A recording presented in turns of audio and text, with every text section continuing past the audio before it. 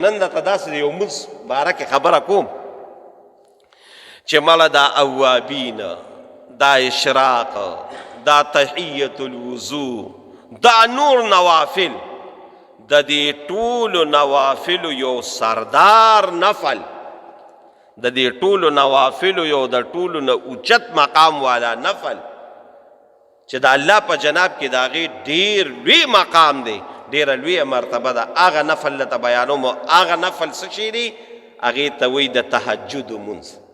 یاره د تهجد لمونځ چې کم شان لري او کم مقام لري او کمه مرتبه لري، تقریبا 12-14 احادیث د رسول الله مبارک مختصر مې راوړي دي. وخت چونکې مختصري د دې د وجې راته مختصر بیانوم. او بل یو عجیبه خبره واورئ، دا به حق حیران شئ تاسو. اسجانه زمونږ دپاره د الله او د الله د رسول خبره ډېر لوی مقام لري. کو د الله راته وي قرآن کې او کو د رسول الله راته په احادیثو کې وي. یو ته وحي جلی وي څه شو مولیان صاحبان، او بل ته وحي خفي وي. دواړه وحي دي، یو غټه وحي ده یو وړه وحي ده. زمونږ دپاره دواړه دغه دي. خو تاسو دا یو خبره ځان سره په دې ذهن کې نن والئ چې دا څومره نوافل دي، د دې ټولو موږ ته د رسول الله مبارک د احادیثو مضبوطو احادیثونه ثابت دي.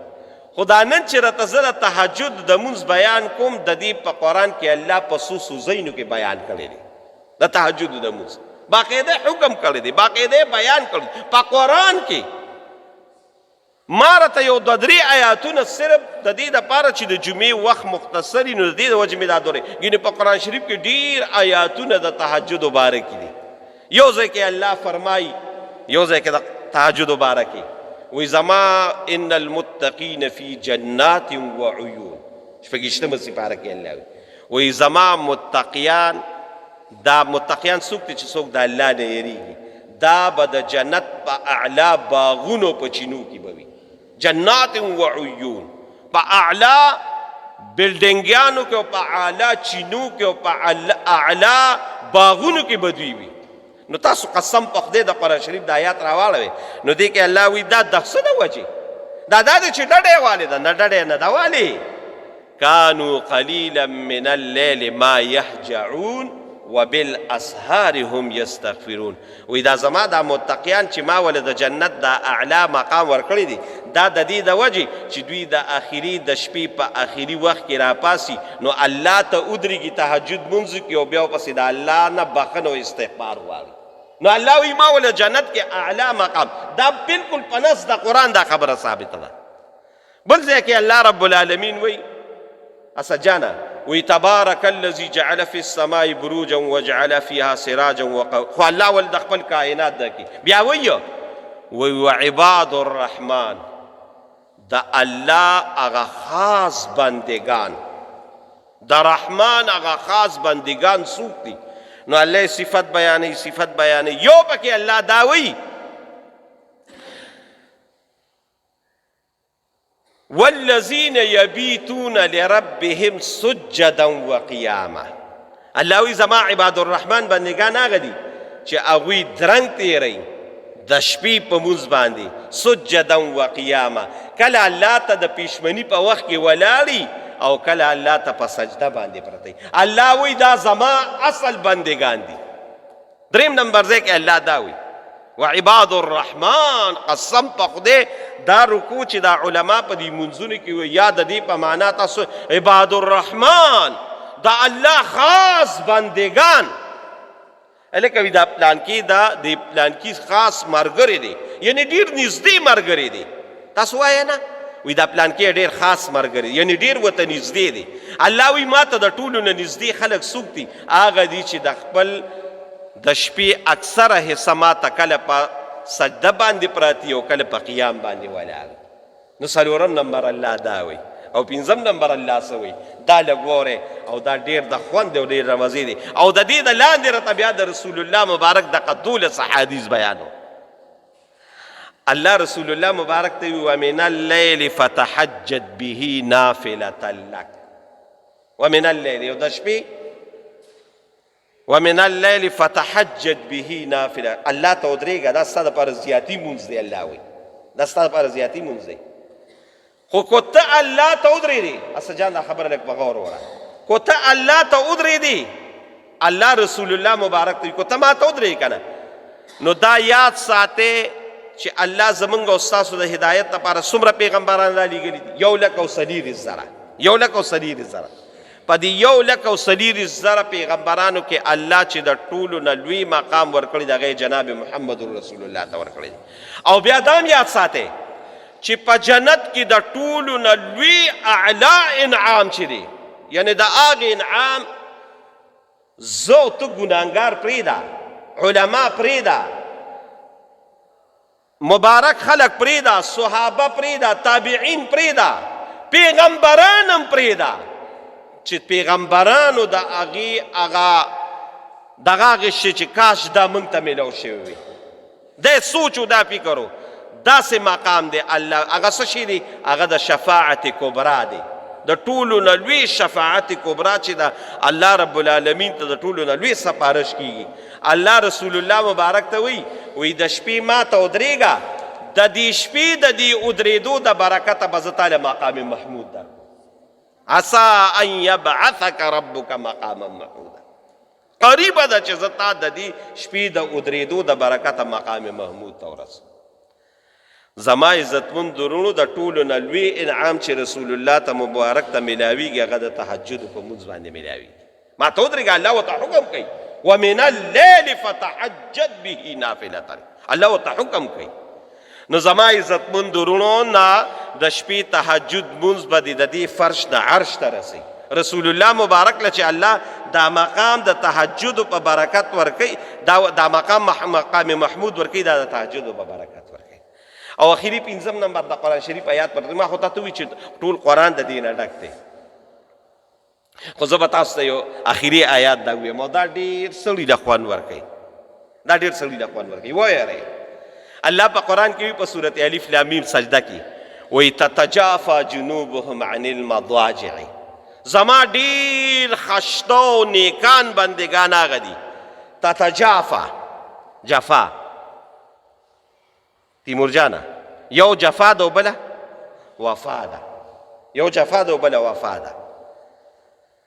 وفا دې ته وایي چې سړی ځان ته سړی را لنډ کړي، دا ډېر وفادار دی، یعنې ما سره ډېره مینه کوونکی دی. او د دې په مقابله کې د جفا یاره دا ډېر جفاکش دی، دا ډېر جفا والا دی، دا ډو وفا ونه کړه. الله وی زما خاص بندگان څوک دي؟ تتجافى جنوبهم، هغوی بې وفایي وکړي خپلو بسترو سره، بسترې وغورځوي. تتجافى جنوبهم عن المضاجع، چې کوم ځای دي سملي ځانه بستره لرې کړي. دا څه دپاره؟ یدعون ربهم خوفا وطمعا. یاره دوه خبرې دي، د الله یرم ډېره زیاته ده او د الله رحم هم ډېر زیات دی.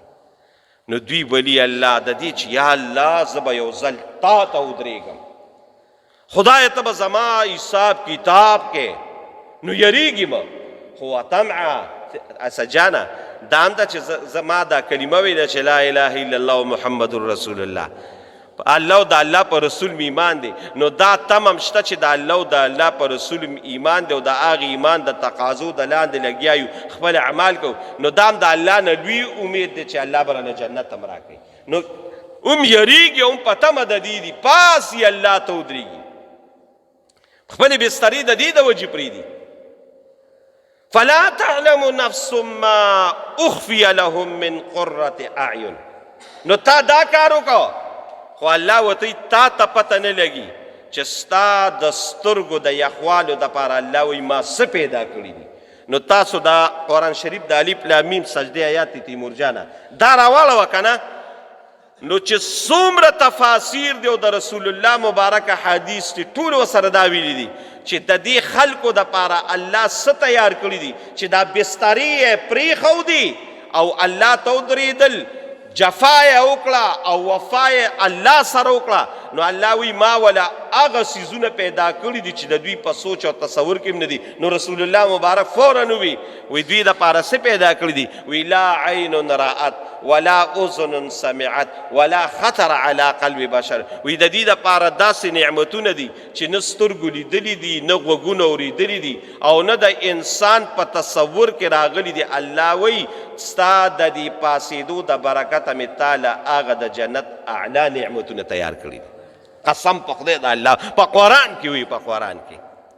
رونو دا ډېر لوی مقام دی، دا ډېره لویه مرتبه ده. والله العظیم منګه نن ډېر په غفلت کې یو د دې نه، منګه نن ډېر بې فکره یو د دې نه. الله موږ له څومره ښکلي ژوند راکړی دی، الله موږ او تاسو له څومره ښکلې زندګي راکړې ده، الله څومره ښکلې وخت راکړی دی، موږ په غفلت کې لګیا یو. الله وی دې غفلت نه پاسه تا ته د الله د نزدېکت ډېره لویه موقع ده. نو زما عزتمند ورونو، دا د قرآن شریف هغه مضبوط آیاتونه دي چې تهجد مبارک کې راغلي دي. نو ډېر لوی مقام او ډېره لویه مرتبه دی. د دې د وجې اسه جانه دا وره په موږ او تاسو څو مونځونه فرض دي؟ 5. پیغمبرانو به شپږ کول، رسول الله مبارک به شپږ کول. ته دا شپږم مونځ کوم یو؟ دا شپږم مونځ د تهجد و. رسول الله مبارک ټول عمر تهجد کړي، ټول عمر.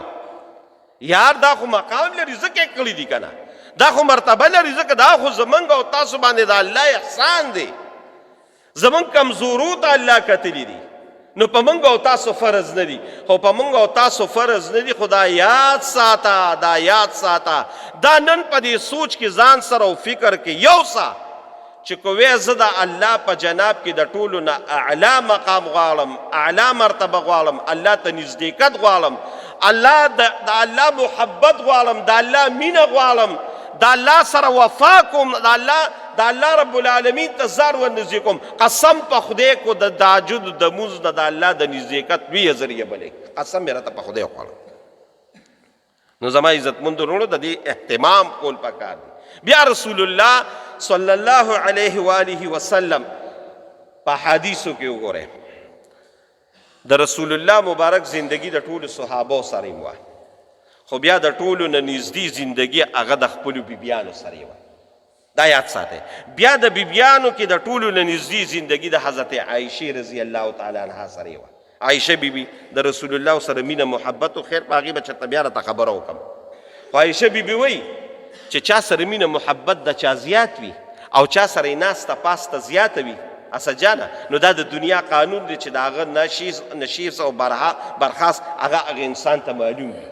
دی وخت کې دی پاسی، دی وخت کې دی سملی، دی وخت کې دی بار روزي، دی وخت کې دی چیس کی، دی وخت کې دی روټۍ خوري، دی وخت کې دی آرام کوي. چې کوم انسان نږدې وي هغه ته د دې هر څه پته لګي. عایشه بیبي وایي ما د رسول الله مبارک سره ژوند تېر کړی. دا احادیثو کې راځي.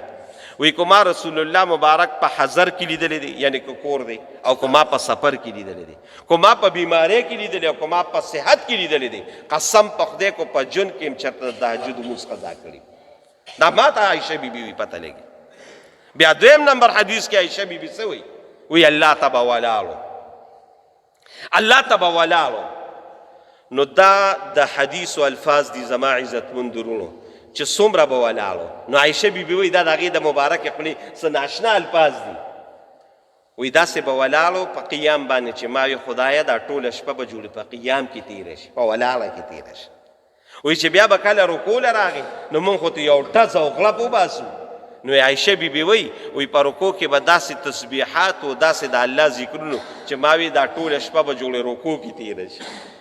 وی بیا چې به کله سجدې ته لاړه نو ما به وی چې خدایه پاکه ټوله شپه به جوړې سجده کې تېره شي. داسې اوږده به یې کول.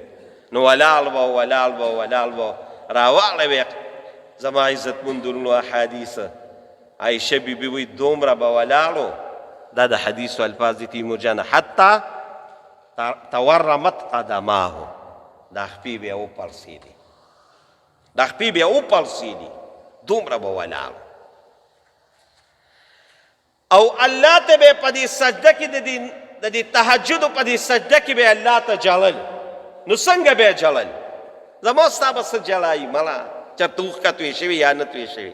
عایشه بیبي به وایي وی د دې سینې نه به داسې آواز د جلا راوته، داسې د جلا راوته چې ما به وي چې ولجوفه عزیز کعزیز المرجل، وی ما وی جوړ کټوې په اور پرته ده او دا کټوې چې څنګه خوټکاري کوي او خوله خوله کوي او موږ یې تاسې ورو، وی د رسول الله مبارک د سینې نه به والله العظیم دقه شان آواز راوته، داسې به جړل الله ته. دا ولې جاړي خلک ولې جاړي؟ الله چې انسان یو ضرورت راشي چاته نږدې شي نو دله د خوشحالۍ نه هم جاړه. نو عایشه بیبي وایي دا درېیمه خبره وره، وی یو ځل داسې الله ته جلل خپې وپړسېدې، نو ما ورته چې د الله رسوله ته خو هغه هستي چې لیغفر لک الله ما تقدم من ذنبک وما تاخر، مخکیني رستوني واړه پټ غټ ښکاره د ټولو ګناهونه خو ته مبرا یې، ته خو الله داسې پیدا کړې، دومره جلا دومره په خپو کې ورم راتلل، دا د څه د وجې؟ الله اکبر، د رسول الله مبارک دا خبره وره چې انسان هغه زړه بلکل یخ شي، وی افلا اکون عبدا شکورا، وی چې الله ما سره دومره احسانات کړي د دې رب دې زه شکریا ولې ادا نه کړم چې ما ته ټول ګناهونه معاف کړي. نو زما عزتمند ورونو عایشه بیبي دا دغه د یهودو یو ډېر لوی اول عالم بیا رستو مسلمان شو، ډیر عظیم انسان دی، قرآن شریف کې هم ذکر دی، بعضې آیاتونو کې ورته اشاره شوې ده، او ډیر عظیم انسان و، د هغه نوم و عبدالله ابن سلام رضی الله تعالی عنه. دا یاد ساتئ، دی اول یهودي و بیا رستو الله مسلمان کړ، نو دله به الله دا په قرآن شریف کې دی، دله به الله 2 قسمه اجر ورکوي، زموږ ستا به یو وي د ده به 2 وي، خو ډېر لوی عالم و ډېر لوی عالم. وی راغلم رسول الله صلی الله علیه وسلم صفتونه مې واورېدل، وی بیا مې یو ځل وی چې یاره د پیغمبر نه یو څو تپوسونه کومه، اوږده واقعه ده، زه هغه واقعه نه بیانوم، صرف مقصدي خبره له راځم. وی ما وی چې زه به د دې پیغمبر نه تپوسونه کوم، نو هغه نو ګوره زما ستاسې چې لالا کس هغه په دې خبرې نه، خو چې کوم پی کس هغه پوره حتی او پوره تحقیق د ځان رسي. نو ما د رسول الله مبارک نه به یو څو تپوسونه کوم، بیا به ایمان راوړم.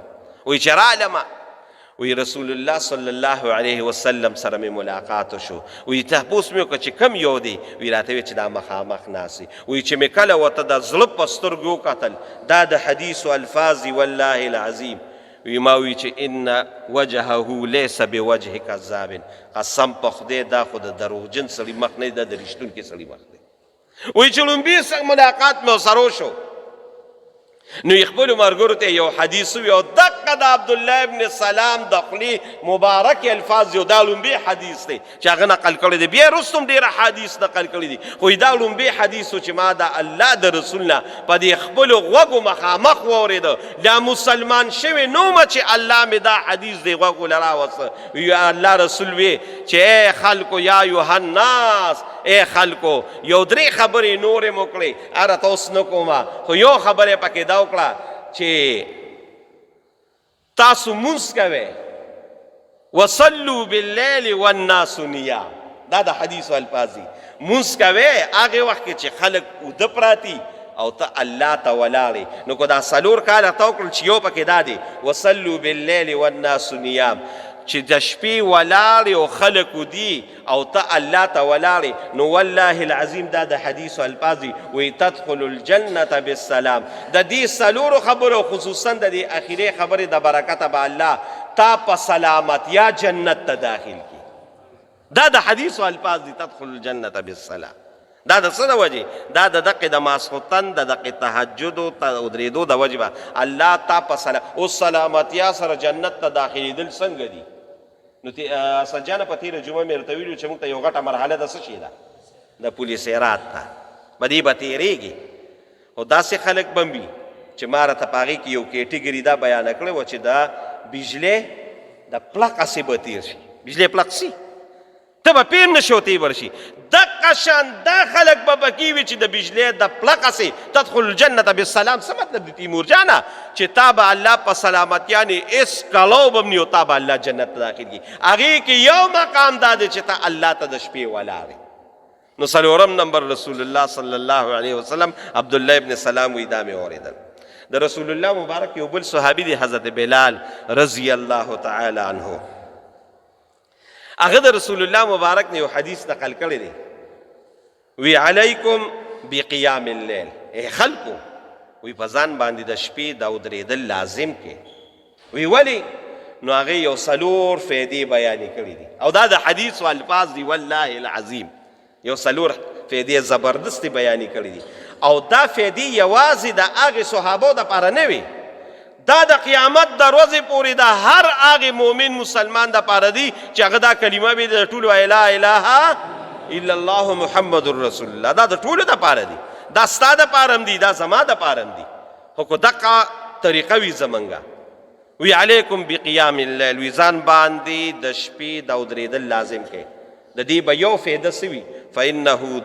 فانه دأب لومبې به دا دغه وي چې دا د الله رب العالمین د نیکانو خلکو طریقه ده. دا د نیکانو خلکو ته وی یاره دا پلانکي طریقه د چا ده، دا پلانکي د چا ده چې نو د الله رسول دغه پیغمبر دا صحابي وی دا په ځان لازم کې ځکه دا چې څومره نیکان خلک تیر شوي دا د ټولو د هغوی طریقه وه. لومبې خو دا واورئ. دویم نمبر زما عزتمند ورونو، هغه انسان کامیاب دی چې الله ته نږدې وي، قربت الی الله ورته دوی وایي، قربت الی الله چې الله ته نږدې. اوس چې الله ته نږدې مطلب څه مطلب؟ دا دی چې ستا په نیکو اعمالو باندې دوام وي، نو دا الله ته نږدې وي.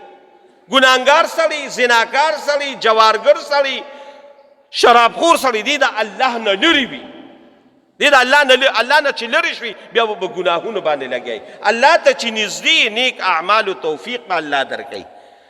نو حضرت بلال وی چې په ځان باندې د شپې دا مونځ فرض کې لازم کې، ځکه چې دا لویه ذریعه د قربت الی الله ده، د دې په ذریعه به ته الله ته نږدې. نو چې الله ته نږدې انسان، نو دا انسان کامیاب دی، د ګناهونو نه به بچي، د ګناهونو نه به بچي، د سختو نه به بچ وي، راحت به وي ورته، الله ته به نږدې وي، د نیکو اعمالو توفیق به وي.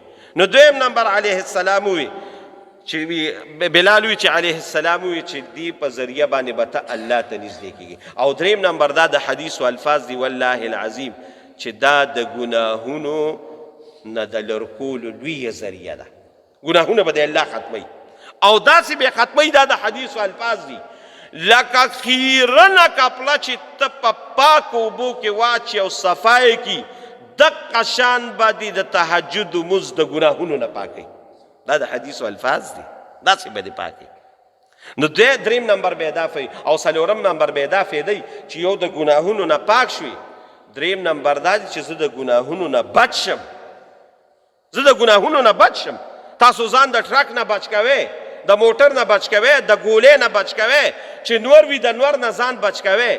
ته وایې چې یاره زه د ګناهونو نه بچ شم، بچ دې روان یم، ګناهونه راته مخې ته وینه، ګناهونه را باندې اثر ونه کړي. نو د ګناهونو نه د بچ کېدو دریم څلورم نمبر دا دی فایده ده چې تا به الله د ګناهونو نه ساتي. یو به راته ګناهونه معاف کوي، دریم نمبر او څلورم نمبر دا چې د ګناهونو نه به د الله ساتي. دا د دې تهجد دا به لویه فایده چې په طریقه باندې کې چې کومه رسول الله مبارک بیان کړی زه درته بیا بیانوم، او باقاعده کې دا نه چې کله کول او کله نه کول، نه باقاعده کول، بغیر عذر نه پرېښودل. نو دا څلور فایدې به والله العظیم الله تعالی درکوي، د ګناهونو نه به دې ساتي او ګناهونه به هم راته معاف کوي. رسول الله صلی الله علیه وسلم پنځم نمبر فرمایي چې درې کسان دي چې الله ورته وګوري، نو دا د حدیث و الفاظ دي چې الله خوشحاله شي. یو بل حدیث کې الفاظ دا دي چې الله وخاندي، د مینې هغه خندا الله وکړي، خوشحاله شي د مینې خندا. ګوره ته چې یو کس بچي، رور، وراره، خوریي په یو ښکلي کار باندې ویني، نو ته ورته وخاندې، خوشحاله شي. مطلب دا دی رسول الله مبارک وی درې کسان دي چې الله ورته وګوري خوشحاله شي. د خوشحالۍ د الله انتها نه وي. نو چې رب خوشحاله شو ته په دنیا هم کامیابی او په آخرت کامیابی. نو پنځم نمبر رسول الله مبارک وی چې درې کسان الله ویني نو الله خوشحاله شي. یو هغه کس چې د میدان په جهاد کې جنګیږي، دا ډېر ګران کار دی. میدان د جهاد کې جنګېدل ګران کار دی. جنګېږي داسې وجنګېده چې یا خو غازي شو او د جهاد نه راووته، نو الله چې ورته وګوري ډېر وخاندي، ډېر خوشحاله شي. او دویم نمبر دا دی چې یا په دې جهاد کې شهید شي او داسې وینې پرتې وي، نو چې الله ورته وګوري الله ډېر خوشحاله شي. نو د دې د وجې دې دواړو کسانو له کم مقام ورکړی، کم مرتبه ورکړې ده، زه په دې به چېرته بیا بازو. لوی مقام ولا الله ورکړي، دا ورته وګوري چې خوشحاله شي. دویم نمبر ما ته وګورئ، رسول الله مبارک وی چې الله خوشحالېږي لکه د دې جهاد د دې میدان په شان چې ته غازي شي نو خوشحاله شي، یا شهید شي خوشحاله شي. دقه شان الله خوشحالېږي په څه باندې چې ته ستا محبوبه بیبي، دا د حدیثو الفاظ دي ځکه یې ویمه، دا شرمېږئ نه، دا محبوبه بیبي چې ستا خوښه بیبي ده، دواړه ملاس یې او داسې دې شپه کې ته راپاڅېدې او دا بیبي دې پرېښوده، دا کټ دې پرېښوده او الله او غلې د هغې نه راپاڅېدې او رب العالمین ته ودرېدې چې ربه دا هر څه خو دې خوندونه دي، خو دا ستا ته ودرېدل د ډېر ډېر لوی خوند دی، د ډېر ډېره لویه مزه ده. نو چې رب ته ودرېدې او دا خپله بیبي او دا خپل کټ دی دقه دې پرېښوده او رب ته ودرېدې، چې کله ته رب ته ودرېدې والله العظیم دا د حدیثو الفاظ دي، وی الله رب العالمین د خوشحالۍ نه وخاندي چې دا وګوره زما دې بنده څومره دغه وخاندي الله رب العالمین. او دریم نمبر رسول الله صلی الله علیه وسلم فرمایي چې په دریم ځل باندې الله څنګه خاندي. زمونږ او ستاسو زندګي ده، راځي پکې ده، اسفار هم پکې راځي، حاجتونه هم راځي. یو سړی دی او د شپې لاړه، ناوخته راغی، لیټ راغی، خو د ده د خپلې زندګۍ دا طریقه ده چې ساري الله ته پاسي. نو ګوره دی لیټ راغی، بالفرض و تقدیر موجوده وخت کې خبره ته کوم، دی 1 بجه راغی، 2 بجې راغی، سر یې لږ شانو لګو، ګینټه نیمه خوب وکړه او ګینټه نیمه پس بیا وایي چې نه زما خو د الله ته د ودرېدو ټیم دی، الله سره مې د نظر او د نیاز ټیم دی. نو چې دا ستړی او راپاسې او الله ته ودرېږي نو ټیک ته پتا خو تکلیف دی، ته خپې، خو ستا رب الله رب العالمین په دې موقع باندې وخاندي او خوشحاله شي. دا رسول الله صلی الله علیه وسلم قسم په خدای دی فرمایلی انسان په لوی مقام ته رسي، هسې خدا خبره نه ده. د رسول الله صلی الله علیه وسلم تیمور جان یو عظیم صحابي دی، عظیم صحابي ورته ځکه وایم چې په مکثرینو صحابو کې دی، حضرت عبدالله ابن عمر رضی الله تعالی عنه. یاره ډېر لوی شان لري، دا حدیث بخاري مبارک کې هم دی او دقه شان مسلم شریف کې هم دی او دا حدیثو په نور کې لږ یې واورئ، ډېر د خوند دی. عبدالله ابن عمر وایي زه ماشوم ومه، داسې د 5 کالو 6 کالو ومه، وی د رسول الله مبارک دربار ته به بعضې وخت راله، ماشوم چې به رالمه نو د سهار مونځ به رسول الله مبارک وکړه. نو چې د سهار مونځ بیا وکړه نو د سهار مونځ نه پس به بیا وی یاره ما باقاعده په احادیثو کې دي بیګا دا چلو شو، وحی راله، یا دا وشو چې بیګا ما خوب ولیده. نو دا په احادیثو کې باقاعده دا الفاظ شته. نو رسول الله مبارک با خپل خوب بیان کړ، چې کله به رسول الله مبارک بیان نه کړ نو بیا به صحابو ته وی چا خو بیګا خشته خوب نه لیدلی دی. نو صحابه هم پاسېدل، بعضې به پکې پاسېدل، بیګا ما دا لیدلی دی، بیګا ما دا لیدلی دی. عبدالله ابن عمر وی د خدای شان ته ګوره، یو شپه ما هم ډېر خشته خوب ولیده، خشته مو زبردست خوب. وی رسول الله مبارک چې د ټولو نه تپوس وکړه، سجانه ما ته متوجه شه، رسول الله مبارک چې د ټولو نه تپوس وکړه چې تاسو بیګا خوب لیدلی وي، چا معلوم نه وي. و یاره ما وی چې پاسه زه ویمه، خو بیا مې په زړه کې وی چې یاره دا خو لوی لوی اکابر صحابه ناست دي او زه ماشوم یم، ماشوم پاک یم. نو که زه د دې اکابرو صحابو په مخ کې زه پاسم چې بیګا خو ما خوب لیدلی دی، نو یې هسې بېدبي مې وګڼله، ما وی چې نه پاسمه، پانسېدم. وی خیر مجلس برخاست شو، وی چې مجلس برخاست شو، وی زه لاړمه خپلې خور له. نو خور یې څوک وه؟ تیمور جانه، د رسول الله صلی الله علیه وسلم مبارکه بیبي او زموږ او ستاسو مور حضرت حفصې رضی الله تعالی عنها له. حفصې ورته یې وروره ولې راغلې؟ و یاره د رسول الله مبارک دربارو او دا تپوس یې کو چې تاسو بیګا چا خوب لیدلی دی؟ نو په خپلې ویم کله بیان و کله به صحابه وکړه، چا مو نه وي، خو بیګا خو ما یو عجیبه خوب لیدلی. نو هغوی ته دې بیان کوي، ما وي دا حیا د شرم د وجه بیان نه کړ چې زه ماشوم صحابي ما او دا خو ډېر لوی خلک دی نو ما بیان نه کړ وایي څه خوب دې لیدلی دی اسه جانه وره وایي یاره دا په بخاري مبارک کې دي ګورئ دا په مسلم شریف کې دا حدیث دی وایي خوب مې داسې ولیده چې پاڅېدم په خوب کې یو روان شم وایي یو دوه فرشتو روان کړم وایي چې روان یې کړم چې لاړم یو عظیمه کنده مې ولیده وی په هغه عظیمه کنده کې داسې لاندې اور بلو چې اور بلو او خلک پکې داسې سوځي چې زه هغه زه پیژنم وی ډېر سخت ویرېدم وی دې کې یو دوه فرشتو ونیولم او د هغې کوینې بله لخ ته بوتلم بچ یې کړم لاړم بویه تلم د هغې کوینه بچ شومه وی چې بد شم یا خوا بس لاړم وی سخته یره را باندې راله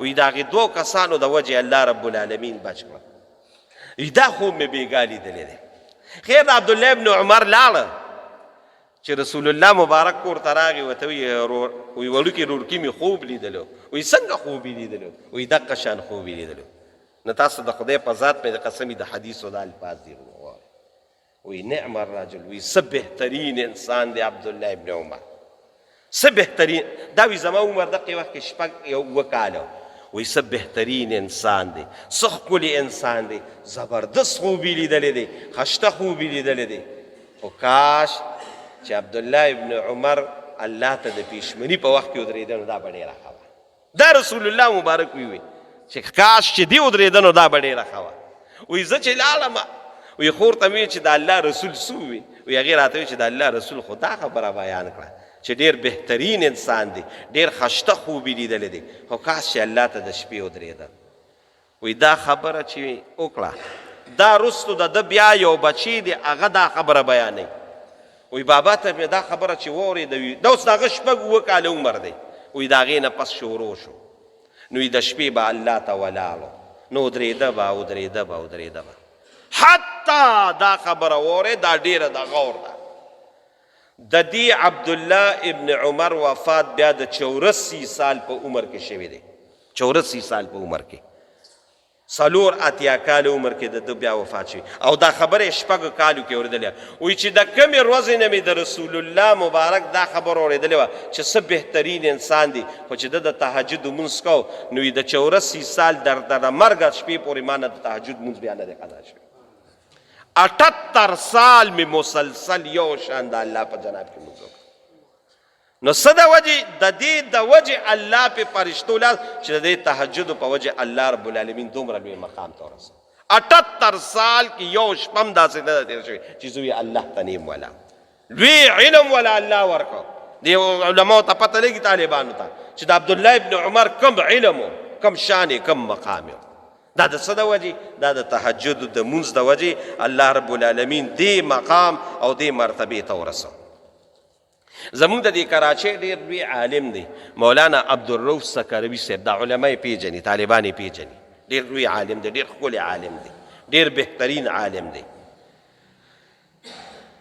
د هغه نه مې یو ځل بیان اورېده وایي تاسو ته خو یاره وایي چې د تهجد لمونځ څه دی خو پاسه 2 رکعته او 4 رکعته وکړه د دې دا دغه دی د دې په مقصد وي ځان پې کې باقاعده د حدیثو حواله ورکړه دا نوم مې راته ځکه واغېشته چې ډېر لوی عالم دی د علماو ته د هغه د علمیت پته لګي عبدالرؤف سکروي صاحب ډېر لوی عالم دی او ډېر خشته مزېدار خطبات هم د هغه دي نه هغې کې هغه لیکلي دي وایي تاسو خو وایئ چې د ماسخوتن د تهجد لمونځ له 2 رکعته مه وکړل او دا 4 رکعته مه وکړل د دې مقام څه دی تاسو ته یې څه پته لګي د دې مقام دومره لوی دی الله دې موږ او تاسو ټول بیت الله ته بوتلی کړي یار په شوق مونه وي الله دې موږ او تاسو ټول بیت الله ته بوتلی کړي اوس هم په شوق وي بیت الله شریف ته چې سړی لاړ شي په مسجد حرام کې تیمور جانه یو مونځ په څو دی 1 لاک یو مونځ په څو دی په 1 لاک او بیا دې الله د رسول الله مبارک دربار ته بوتلی کړي نو هلته یو مونځ په یو روایت کې په 1000 باندې او په بل روایت کې په 50,000 منځونو باندې الله قبلوي ما ته وګورئ دا مولانا عبدالرؤف سکروي صاحب ما راله حواله درکړه هغه وایي چې کوم انسان توجیه راته بیا بیانوم چې کم انسان د پیشمنی په وخت کې پاسېد او الله رب العالمین ته ودرېد او د 2 رکعاته یا 4 رکعاته یا 6 رکعاته یا 8 رکعاته دې پورې راغلي دي د دا وکړل که نه نو په بیت الله کې یو په لاک او په مسجد نبوي کې یو په 50,000 خو ستا د دقې تهجد لمونځ د الله په جناب کې په 2 لاکو باندې الله منظوروي. اوس دا بیت الله کې وکړم بیا د بیت الله ډېر لوی شان دی د بیت الله بیا ډېر لوی مقام دی بیا به الله د هغې نه زیات درکوي.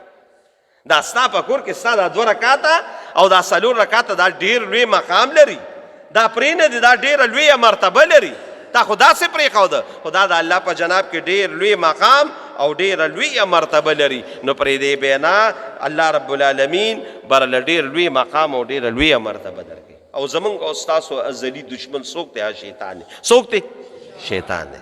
شیطان زمونږ او ستاسو ازلي دشمن دی او قسم یې خوړلی دی قسم چې زه به ستا دا بندګان ګمراه کوم. قرآن شریف په نص د قرآن دا قسم ثابت دی قسمونه الله سره خوړلي چې زه به والله کو پرېږدم دا به زه ګمراه کوم دا به زه جهنم ته رسوم الله به یې پرېږدم. نو دې ظالم نه د بچ کېدو بس طریقه کې نو دام په حدیث او په مشکات مبارک کې حدیث دی چې رسول الله مبارک فرمایي کله چې دا انسان اوده شي که نه نو شیطان 3 غوټې دله ورکي 3 غوټې دله ورکي. دا حدیثو کې باقاعده الفاظ دي چې 3 غوټې دله ورکي نو چې تا له یو انسان مضبوطې 3 غوټې درکړي او تی کلک وتړلې نو د تړلو د خو داسې چې دا به اوس پرانظم څنګه ګرانه طریقه ده نو شیطان چې څومره لویه اراميتوب کړی دی که نه نو دومره رب موږ ته اسانه طریقه هم ښولې ده دومره موږ ته رسول الله مبارک اسانه طریقه هم ښولې ده. ډېر په دقې غوټه کې پاتې شي وتړلی شي پاتې شي هغه خپل مقصد کې کامیاب شي خو ته وایې یاره زه د دې غوټو نه ځان څنګه بچ کم چې زه یې دا تړلی یم. نو دا رسول الله مبارک وي چې کله یو انسان ما ته وګورئ د سارې راپاسېده او کټ کې کېناسته کټ کې کېناسته نو دا رسول الله مبارک وي دا یو غوټه په خپله پرانېږدی شي دې کېناسته بیا راپاسېده او باتروم ته او سلخانې ته د اودس ځای ته لاړه نو والله العظیم رسول الله مبارک وي دا دویمه غوټه هم اوس پړېدی شي دا دویمه غوټه هم اوس پړېدی شي. او 3 نمبر چې بیا دی الله رب العالمین ته د دې پیشمني په وخت کې ودرېده نو د ده هغه غوټې 3 واړه سپړدل خو پرېږده رسول الله مبارک وي هغه غوټې زرې زرې شوې دا د پیشمني د برکت د وجې. نو دا مطلب د غوټو څه مطلب د غوټو دا مطلب چې د الله په جناب کې د الله د پاره ودرېدي شیطان بره باندې نه مسلط کېږي د شیطان د تسلط نه الله رب العالمین هغه خلاص کړي. او 9 نمبر رسول الله صلی الله علیه وسلم فرمایي چې ما خو تاسو ته ووي زموږ د منځونو کې ډېر لوی کمی دی. اول مې راته تقلیب په شروع کې وي د دې کمی د ختمولو دپاره د الله رسول ویلي چې تاسو د پیشمني په وخت کې پاسئ چې څومره د فرایضو کمی دی الله به ټول د دې د برکته خبر کړي.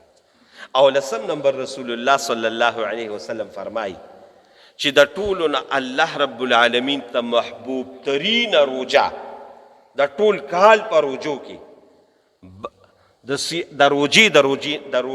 د رمضان د روجو نه پس چې الله رب العالمین ته د ټولو نه محبوب ترین روجه ده هغه څه شی ده هغه د عاشورې روجه ده. مشکات مبارکه حدیث افضل الصیام بعد رمضان شهر الله المحرم الله ته د ټولو نه محبوب ترین روجه د رمضان نه پس د شهر الله چې د الله میاشت ده د محرم د قلسمه روجه ډېره محبوبه ده الله ته په ټولو روجو کې د روجو نه پس. او الله رب العالمین ته په تمامو منځونو کې د فرایضو نه پس چې کوم الله ته محبوب ترین منځ دی هغه د تهجد منځ دی چې تهجد الله ته ودرېدی د دې منځ په مقابله کې نه اشراق نه ساق نه اوابین دا یو مقام یې شته د هغې خو د دې مقابلې ته نشي رسېدی. دا ټول په خپل ځای زما ډېر وخت دی موږ له دې په الله د عمل کولو توفیق راکړي خو زما په ذهن کې زما په سوچ کې چې د دې تهجد لوی مقام او لویه مرتبه ده نو بس په دې اخري حدیث په یاره اسجانه ختم کړم چې دا د احادیثو په ټولو کتابونو کې راغلي دي په ټولو کتابونو کې چې ان الله تعالی ينزل من السماء الدنيا الله رب العالمین الفاظ راغلي دي کم ځای کې دی لامکان عرش چې الله د دې اوه اسمانونو سدرة المنتهی د ټولو نه اوچت دی نو څه چل هلته دی خو دا یاد ساته چې دا د رسول الله صلی الله علیه وسلم د مبارک خولې وینا ده څنګه راځي علماو پکې بیا مختلف توجیحات کړي دي وخت هم نشته ګړی ما وې زه پوره په یوه نیمه بس کوم هغه راته نه بیانوم خو بس اسانه توجیه ده چې الله یا د الله خاص رحمت د دې لومبي اسمان ته راشي لومبي اسمان ته راشي نو الله رب العالمین بذات خود اوازونه کوي دا د حدیثو الفاظ دي چې ته د پیشمنی پاسېدلی ینزل من السماء الدنیا د دې پیشمنی په وخت کې الله د لومبي اسمان ته راشي اواز کوي اواز چې ای څوک شته زما په بندګانو کې چې ما نه سوال وکړي ګناه کړي زه یې معاف کړم ای څوک شته زما په دې بندګانو کې داسې څوک چې بیمار دی او ما ته سوال وکړي او زه ولې بیماري روغه کړم څوک شته داسې زما په دې بندګانو کې چې اولاد یې نشته او ما نه اولاد غواړي او زه ولې اولاد ورکړم څوک شته داسې زما په دې بندګانو کې چې هغه رزق نشته مزدوري نشته او دې ما نه سوال وکړي او زه ولې مزدوري ورکړم الله قضا دقه شان یو لفظ الله یادوي څوک شته زمونږ دا علما وایي ته راپاسه کن چې یا الله زه یمه کنه زما دا مشکل دی زما دا پرابلم دی زما دا تکلیف دی الله رب العالمین ته نو قسم په خدای وي الله رب العالمین دا رحم او دا کرم په شیبو باندې وریږي دا د الله ډېر لوی احسان ډېر لویه پیرزونه ده نو زما عزتمند ورونو دا په احادیثو کې دقه شان نورم الفاظ راغلي دي دقه مختلف د احادیثو باقاعده زمونږ د دې احادیثو غټو کتابونو کې باقاعده ابواب زمونږ د صاحب د کتابونو هغوی لیکلي دي ما راته د لس احادیث د دې دپاره بیان کړل چې دا شپې اوږدې شوي دي او هر چاته دا موقع الله رب العالمین ورکوي یو سوچ او یو فکر په دې زړه کې راوله الله رب العالمین به راله د دې خامخا توفیق درکړي